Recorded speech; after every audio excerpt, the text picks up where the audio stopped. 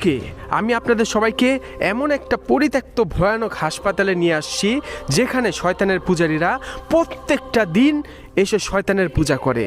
আর প্রতিদিন এখানে পুলিশের গাড়ি আসে, পুলিশের কন্ট্রোল হয়, চেক হয়, যাতে করে এই ভয়ানক হাসপাতালের ভিতরে কোনো শয়তানের পূজারী প্রবেশ করতে না পারে।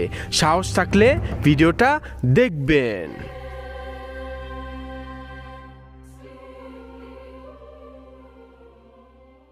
আসসালামু আলাইকুম। আমার পিছনে আছে একটা হাসপাতাল পরিত্যক্ত। আমার ফোনেও দেখাচ্ছে এই হাসপাতালটা, এই যে হলুদ না, এটা হচ্ছে এইটা। কিন্তু সমস্যা হয়ে গেছে যে আমি এটার ভিতরে যে ঢুকবো, নিচে একটা গাড়ি পার্কিং করা এই হাসপাতালের ভিতরে, আমি কোনো পাচ্ছি না। আমার ফোনের মধ্যে এই হাসপাতালটাই দেখাচ্ছে, কিন্তু আমি শিওর না। বাইরে এখন -9 ডিগ্রি চলতেছে এই জার্মানিতে, -9, এত ঠান্ডা। আমি আজকে আপনাদের নিয়েই দেখাই। আমি জানি না আমি সেখানে ঢুকতে পারবো কিনা, কেননা আমি নিচ দিয়ে কোনোভাবে ঢুকতে পারবো না, কারণ নিচে মানুষ আছে, গাড়ি ঘোড়া আছে। তাই আমাকে বিকল্প একটা রাস্তা বের করতে হবে, যাতে করে কোনো মতে আমি বাসার এই হাসপাতালটার এই দিক দিয়ে না ঢুকে পাহাড়ের ভিতর দিয়ে যাতে আমি ঢুকতে পারি, ওই পিছন সাইডটা দিয়ে। অনেক ঠান্ডা ভাই, এমন ঠান্ডা, -8 এখন চলতেছে। আমার কথা বলতে কষ্ট হচ্ছে। সামনে দেখতে পাচ্ছেন শুধুমাত্র পাহাড়, আর এদিকে দেখেন পাহাড়। ওরে ভাই, ওহ কি পরিমাণ পাহাড় দেখছেন, কত উঁচায় আমি এখন। আর আমার ওই সামনে হাসপাতালটায় ঢুকতে হবে, কিন্তু আমি জানি না আমি রাস্তা পাবো কই ঢুকার। আমি রাস্তা পাচ্ছি না। এই কষ্টগুলো আমি করে থাকি যখন আমি এই পরিত্যক্ত স্থানগুলিতে আসি। আপনারা শুধুমাত্র দেখেন, ভিতরে প্রবেশ করে ফেললাম, বাহিরে বেরোয়ার সময় ভিডিওগুলি দেখেন। কিন্তু এই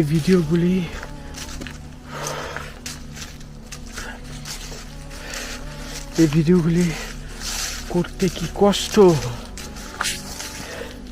সেগুলো আপনাদের কখনো আমি দেখাই না। কিন্তু এখন থেকে ভাবতেছি এই ভিডিওগুলো আমি আপনাদের দেখাবো, যাতে করে একটু হলে আপনারা বুঝেন আমার কত কষ্ট হয়। এদিক দিয়ে একটা রাস্তা গেছে,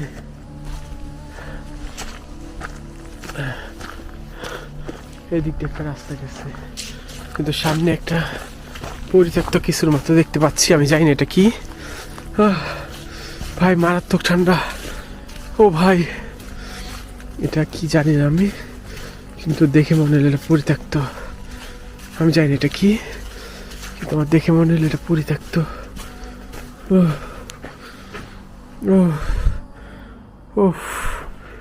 ও ভাই,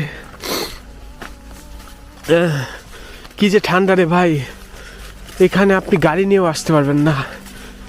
আমি যেখানে যাচ্ছি এখানে আপনি গাড়ি নিয়েও আসতে পারবেন না, কারণ এটা গাড়ির রাস্তা না। হাতে হাত মোজা কেন, অনেকে মনে প্রশ্ন করতে পারেন। ভাই এই মুহূর্তে এখানে প্রচণ্ড ঠান্ডা। উফ, ওরে ভাই কি ঠান্ডা রে ভাই। দেখেন আমি আজকে আপনি একটু দেখাই কত কষ্ট করে। এই দেখেন আমার এখানে আমার ফোনে দেখাচ্ছে কত এখন, -4, ঠিক আছে, কিন্তু বাস্তবে -8। আমার অ্যান্ড্রয়েডে দেখাচ্ছে -8। ঝামেলায় পড়ে গেলাম রে ভাই, আমি তো একটা ঝামেলা পড়ে গেলাম। হাসপাতালটা হচ্ছে নিচে, কিন্তু এখানে তো আপনার এই বেড়া দেওয়া, আবার কাটা তার দেওয়া, বেড়া প্লাস কাটা তার দেওয়া। ও ভাইরে, আমার অনেক কষ্ট হচ্ছে এই ঠান্ডার মধ্যে। এই ঠান্ডার মধ্যে আমি মানুষ সবাই বাসায় ঘুমাইতেছে,